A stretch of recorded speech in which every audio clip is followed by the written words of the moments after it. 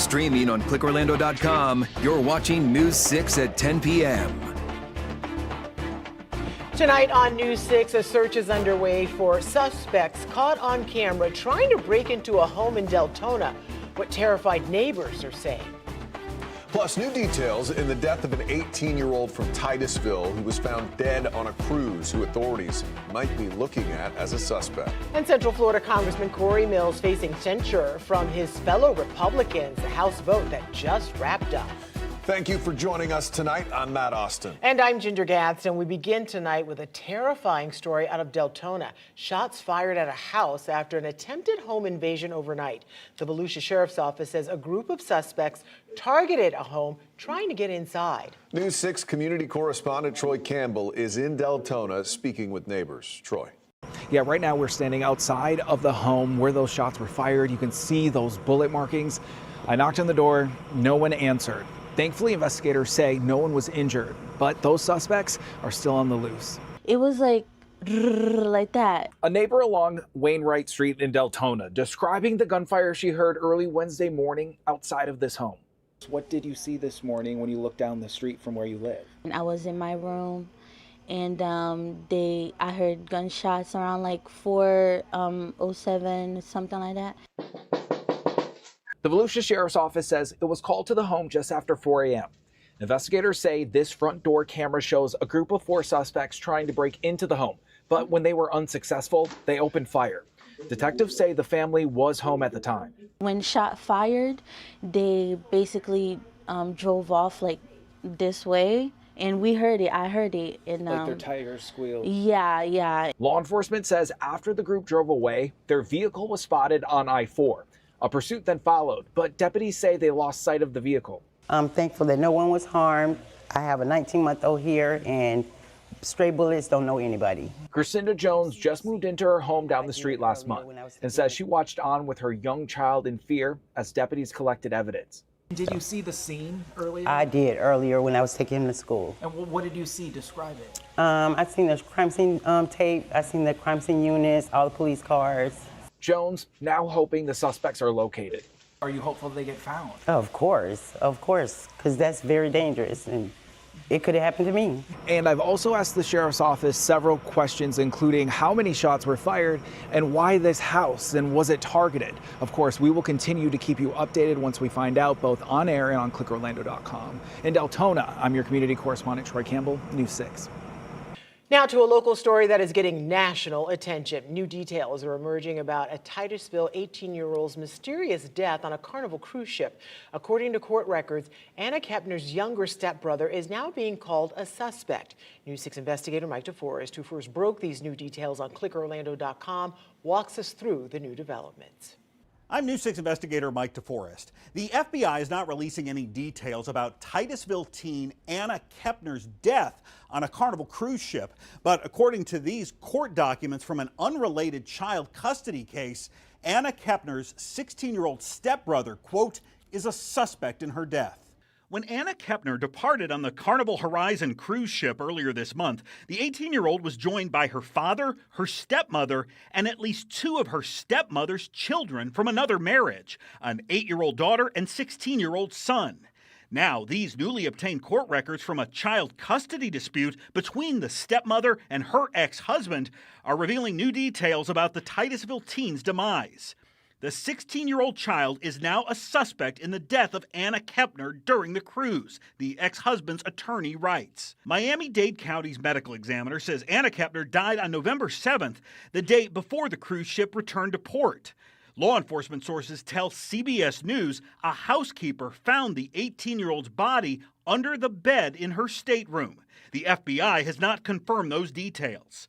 Although it appears Kepner died in international waters, maritime attorney Jim Walker believes the FBI will handle the investigation similar to a death on U.S. soil. Well, when a ship is operated by a corporation that is doing business in Florida, and Carnival obviously is, U.S. criminal law can apply to crimes that occur on that ship, provided that either the assailant or the victim is a U.S. national. Anna Kepner's stepbrother was released from custody and is now living with a relative of his mom, according to court documents. This was to ensure the safety of the youngest child of the parties, as well as the safety of the remaining child of the stepfather. To be clear, this new information identifying Anna Kepner's 16-year-old stepbrother as a suspect in her death is coming from that 16-year-old's parents in these court documents, not law enforcement. There is no indication that teen has been charged with any crimes. Mike DeForest, News 6. Meanwhile, a church prepares to welcome family, friends, and more in the community to celebrate the life of Anna Kepner. The funeral is at 5 o'clock Thursday night at the Grove Church. The 18-year-old was a senior at Temple Christian School. Your Titusville community correspondent James Sparvero talked to church members paying their respects. My condolences and my prayers for all those that are involved, because lives are changed forever. Knowing the kind of tight-knit community that Titusville can be, do you imagine a lot of people will come out? I definitely do, yes, to support the family. We're continuing to press investigators for more information into Kepner's death. As we learn more, stick with News 6 on clickorlando.com for more updates. In Brevard County, a teen so young that he cannot even legally drive is facing a manslaughter charge tonight. Police in Cocoa say he shot and killed a man. According to officials, 13-year-old Emerald Rachel shot and killed 30-year-old Kelby Miller near Bristol Drive and Panetta Street. This happened Sunday night. Investigators say surveillance video shows Rachel running toward the victim. They also searched his bedroom, where they found a blood-stained gray hoodie and positive traces of gunshot residue on his hands, they say. Rachel told police that it was not him in the video. He is now charged with manslaughter and use of a firearm during a felony. It is unclear what led up to the shooting. A Central Florida congressman is facing censure in the U.S. House by a member of his own party. In a vote that just wrapped up on the House floor, a resolution now heads to the Ethics Committee. Republican Congressman Corey Mills represents Seminole and a part of Volusia counties. Today, his Republican colleague, Congresswoman Nancy Mace of South Carolina, introduced a resolution to censure Mills and strip him of his committee assignments. Mace accuses Mills, who is a defense contractor, of having contracts with the federal government for weapons and munitions for prisons while in Congress. She also accuses him of stolen valor, saying he misrepresented his actions during the Iraq War that led to him receiving the Bronze Star. I think that it's very clear that the actual committee of jurisdiction is, in fact, the Ethics Committee, and cooperating with them is my top priority. I believe in all the accusations and false things that are being said will be proven to be absolutely false in many ways, and I have the evidence and receipts and look forward to working with them. So the vote for the motion to send it to committee passed 310 to 103. Congresswoman Kat Kamak, who represents Marion County, was one of the 8 Republicans who voted against sending the resolution to the Ethics Committee. She wanted to see Mace's resolution advanced on the House floor. Tonight, President Trump signed into law a measure that will force the Justice Department to release all of its files related to convicted sex offender Jeffrey Epstein. This comes after months of political pressure and after a near unanimous vote in the House earlier this week. CBS's Erica Brown has more. The bill to force the Justice Department to release all of its files related to convicted sex offender Jeffrey Epstein has been signed into law by President Trump. The measure passed the House Tuesday in a near-unanimous vote, with only one lawmaker voting against it. Then, with unanimous consent, it passed the Senate shortly after. On Capitol Hill, lawmakers praised the bipartisan effort to pass the measure after months of political pressure. You know, people get all the facts, which is what should happen. We should have total transparency here. We'll keep the pressure up, pressure on the DOJ to release the full, unredacted files. No hiding, no game playing, no covering up. President Trump pushed for a new investigation into Epstein's alleged ties with prominent Democrats, but some lawmakers are concerned that an active investigation could delay the release of some files. Attorney General Pam Bondi promised transparency. We will follow the law. The law passed both chambers last evening, but we will continue to follow the law, again, while protecting victims, but also providing maximum transparency.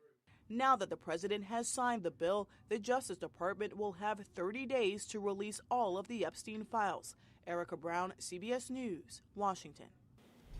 New tonight, history was made during the 2025 hurricane season in more ways than one. Meteorologist Jonathan Kegis joins us now with more on that. Yeah, so this is pretty wild. We've keeping you updated on these uncrewed systems or these drones, and they've recently burst onto scene to help meteorologists obtain critical data in areas once thought possible, meaning very, very close to the ocean surface. Video here again shows the uncrewed aircraft system. This is the first time that has been recorded leaving the Hurricane Hunter airplane and then working its way through flight. This is descending through Melissa's rain bands. The uncrewed aircraft system, or UAS, is deployed from that NOAA P-3, as you saw earlier, from that Hurricane Hunter aircraft. Now, this drone, the Black Swift S0, then can gather critical data from areas of the atmosphere unsafe for humans, sometimes just feet above the ocean.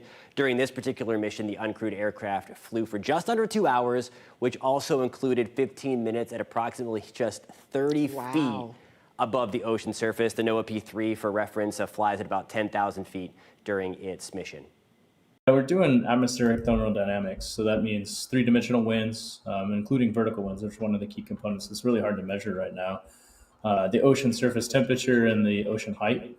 So we're trying to basically extract how much energy is coming out of the ocean going into the storm. And Nelson says the goal for next hurricane season is to get multiple of those uncrewed aircraft into the storm at the same time to collect even more data, guys. That is fascinating and hard to watch without getting dizzy, though. For sure. All right. Thank you, Jonathan.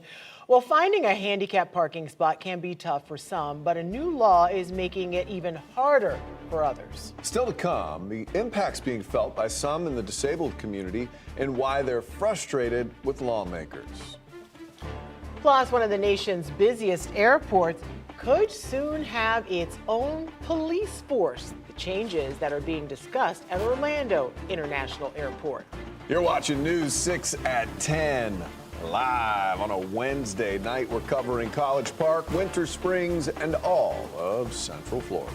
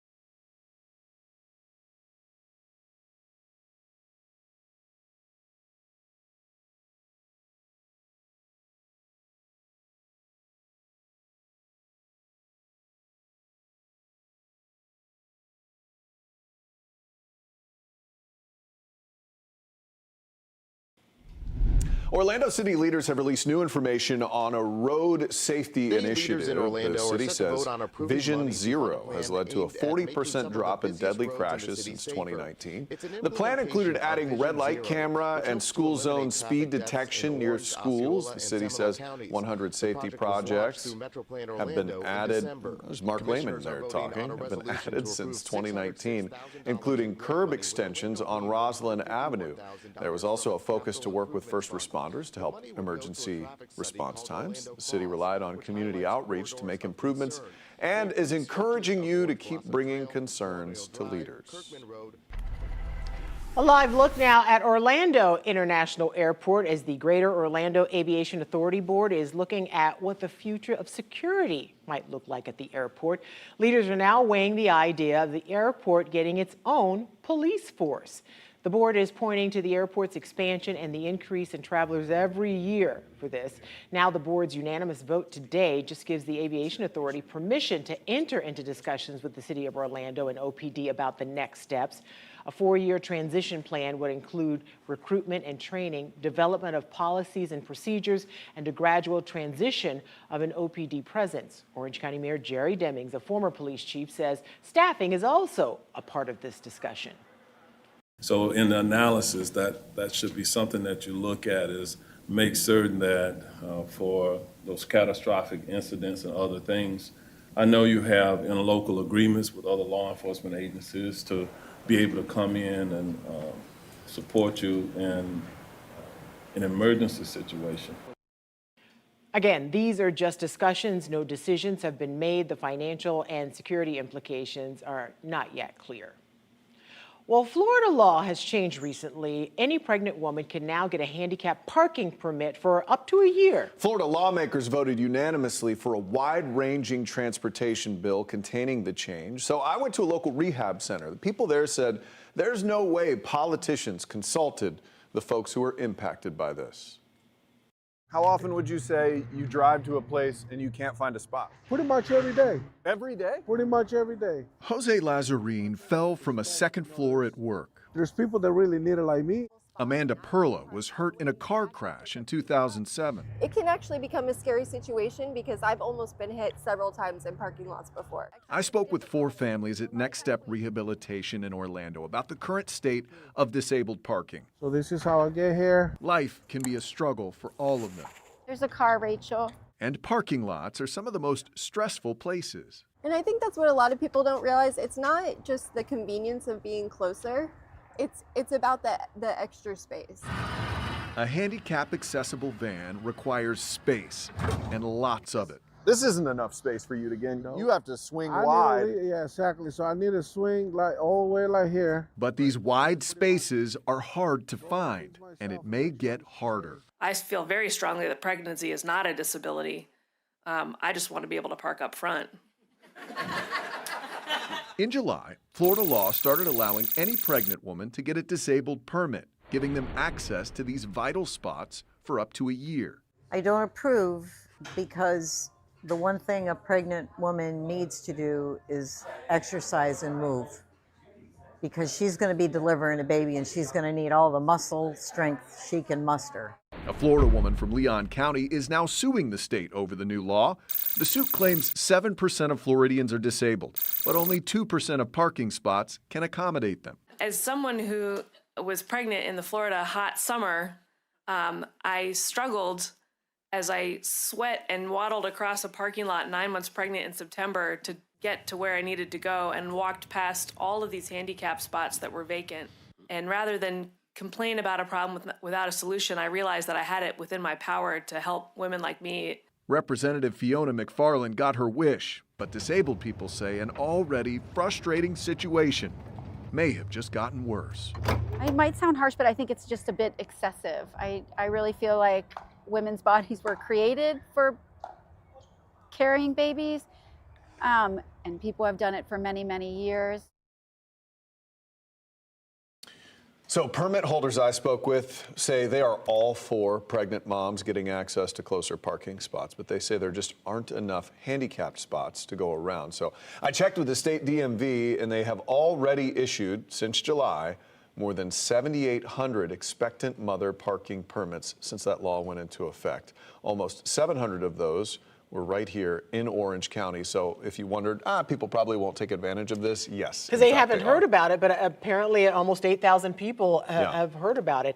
I just wish there was a way for all the parking lots, because I see it for expectant moms and also for military veterans too, which I think is great. Yeah, absolutely. But with those handicap spots, particularly the ones with the space on the side, They need those desperately. Yeah, All right, they let's get certainly you do. over to our meteorologist, Jonathan Kegas, for a look at why does the word hurricane showing up behind Whoa, you? yeah. I don't slow like down. seeing that. I know. So if you were watching News 6 tonight, just about at 9 o'clock, we talked about we had breaking news in the weather world. So NCAR, that's a scientific agency, just recorded or just became official the record wind gust recorded in Hurricane Melissa. The drop zone about 800 feet off the surface of the water recorded a wind gust of 252 miles per hour. So it's all this time has gone through testing and looking to make sure that the reading was right, the instrument was performing correctly, and that was confirmed earlier today.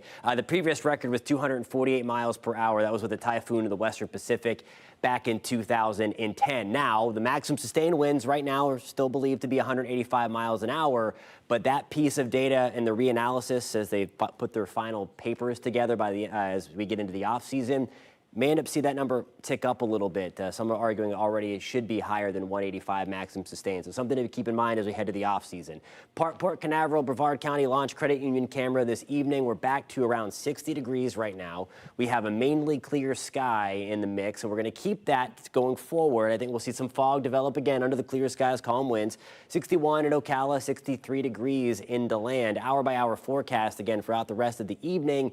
Looking pretty nice. Again, we are going to watch for some patchy fog to come back into play. See the white blotches on your screen here. That's the model trying to pick up on a little bit of fog. It's not going to be too crazy, but on your way into work tomorrow, just be mindful that there will likely be a little bit of fog out there. There's 7 o'clock on your Thursday evening, still looking very nice. Again, pretty much a carbon copy of what we've seen over the last couple of days, and that should hold to at least the day before Thanksgiving. 56 degrees in the Villages. Orlando, we're going to start things off tomorrow at 58. Oviedo, same for us. Getting into the afternoon, we're back to the same place that we were today, right around 80 along the coast, lower 80s inland with that sun cloud mixture, more of that filtered sunshine by the afternoon. Now, fast forwarding to the holiday, we're talking temperatures back to the lower 80s on Wednesday. I think things are looking very nice locally. Once we get to Thanksgiving, though, we are going to have a cold front approaching. Now, it's not going to cross us before we get to Turkey Day, so we're still expecting to be very, very warm. But out ahead of it, we could see a couple of showers develop, and then the front is likely going to be passing somewhere by the time we get to Black Friday or Thanksgiving weekend, post-Thanksgiving. And a significant cool down, again, looks likely, maybe rivaling the one we just got out of, that little chill about, 10 days ago now? Temperatures back to the low 80s to start your weekend and to end your weekend and to start next week. We are stuck in this very nice and comfortable pattern. We'll be right back.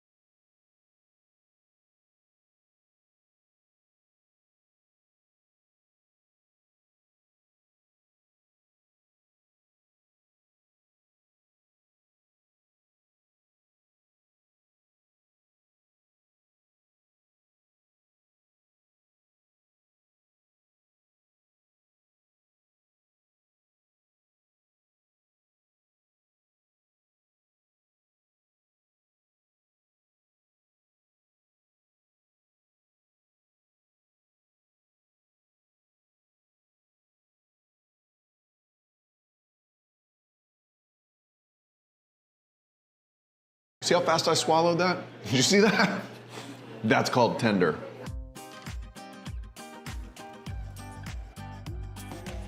Today we're in a little hidden garden in Winter Park, and we're exploring a creative, carnivorous menu at a place called Garp and Fuss. Let's check it out. But first, a quick shout out to our sponsor, Giant Recreation World. Thanks for the RVs we use to highlight Central Florida's food scene.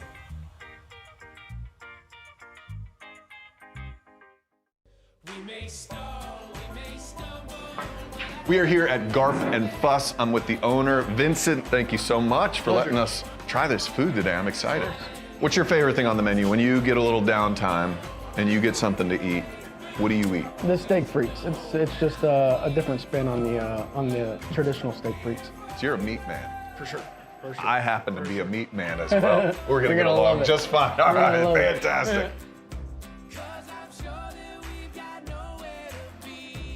This is the steak frites at Garp and Fuss. This is 10 ounces of hanger steak with a peppercorn demi-glaze on top and some truffle French fries, baby. It's hitting on all cylinders for me right now, the looks, and they even deliver the knife. You pull it out like the sword in the stone. Let's do this thing, all right? A little pink in the middle. Oh man. So much flavor. You can taste that char all up in there. And the demi-glaze on top, that's a peppercorn demi-glaze. Adds just the right amount of flavor to that. All right, and then we have some truffle fries. Can you actually taste the truffle? Oh yeah, there's actual truffle on there. That is good. I love when I can taste that grilled flavor. Sometimes they give you just a little line of the peppercorn dressing. They coat this thing. It's good. I'm not saving any of this for my camera people today.